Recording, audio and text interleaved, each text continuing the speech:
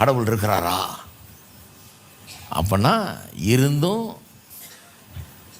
இவன் என்ன பண்ணுறதில்ல, அவரை மகிமைப்படுத்துறதில்லை, ஸ்தோத்தரிக்கிறதில்லை. சிந்தனையில் வீணர்கள் ஆனார்கள். கடவுள் இல்லைன்னு நினச்சிக்கிறது. இவன் பெரிய அறிவாளின்னு நினைப்பு. நான் படித்தவனாக்கும். படித்தவர்கள் கடவுளை நம்ப ஒரு கஷ்டமாக்கும். யார் சொன்னா?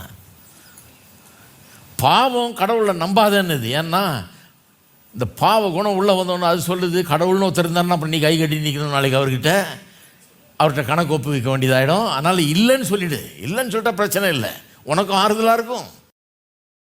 இருக்கிற நாளாவது கொஞ்சம் நிம்மதியாக வாழலாம். இல்லைன்னு சொல்லிடுன்னு சொல்லுது அவனுக்கு. சிந்தனையில் வீணர்களானார்கள். அவருடைய இருதயம் இருளடைந்தது. எப்படி பாவம் என்ன பண்ணிடுச்சு பாருங்க. கடவுளை அறியறதுக்குன்னே அறிவை கொடுத்துருக்கார் கடவுள். இவன் அறிந்தும் அறியாதவன் போல பேசுகிறான். இருக்கீங்களா? எத்தனை பேர் சொல்றீங்க கர்த்தர் இருக்கிறாருன்னு? அவர் அற்புதமானவர், அதிசயமானவர், அருமையானவர்.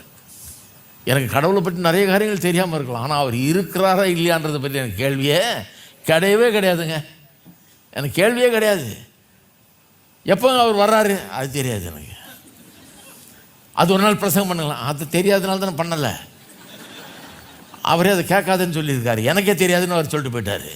பிதாவுக்கு தான் தெரியும்னார். ஆனால் இதில் தான் இன்ட்ரெஸ்ட்டு. நாளைக்கு போட்டு பாருங்கள், இயேசு எத்தனாம் தேதி வருகிறார் நான் சொல்லுகிறேன் அப்படின்னு போட்டிங்கன்னா ஒரு பெரிய கூட்டம் வந்துடும். கடவுளை பற்றி நிறைய காரியங்கள் எனக்கு தெரியாமல் இருக்கலாம், ஆனால் கடவுள் இருக்கிறாரா? இருக்கிறார்.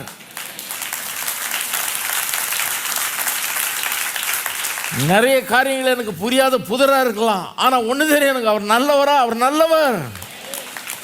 கடவுளை பற்றி நிறைய காரியங்கள் எனக்கு தெரியாமல் இருக்கலாம், ஆனால் அவர் அற்புதமானவர், அதிசயமானவர் என்கிறது மட்டும் எனக்கு புரிகிறது. இது யார் மறுக்கவே முடியாது. மறுத்தான் அவன் சிந்தனையில் வீணராயிட்டான் அர்த்தம். மனம் இருள் அடைஞ்சிருச்சுன்னு அர்த்தம். பாவம் அவனை சூழ்ந்து கொண்டது. பாவம் உள்ளத்தில் ஒரு காரிருளை உண்டாக்கி விட்டது. அறிவு மங்கி போயிருக்குது அவனுக்கு அப்படின்னு அர்த்தமாயிடுது. அதனால தான் பாருங்க, நம்பக்கூடாத காரியத்தெல்லாம் நம்புகிறாங்க. கடவுள் இல்லைன்னு நம்புறது ரொம்ப கஷ்டமாக இருக்குது எனக்கு. எப்படி நம்புறது? நல்ல மாம்பழத்தை சாப்பிட்டு கடவுள் இல்லைன்னு அதே நாக்கில் சொல்லிட்டு போக முடியுமா? அந்த நாக்கு தானே சாப்பிட்டுச்சு. இப்போ அவ்வளவு ஒரு எதிரும் புதிருமா இருக்கிற, விகற்பமாக இருக்கிற ஒரு கருத்தை நாவு கூசாமல் பேசுவார்கள். இதையும் தின்னுபிட்டு அதேலையே அந்த நாக்கிலேயே ரசித்து சாப்பிட்டுட்டு கடவுள் இல்லைன்னு சொல்லிட்டு போயிட்டு இருப்பான்.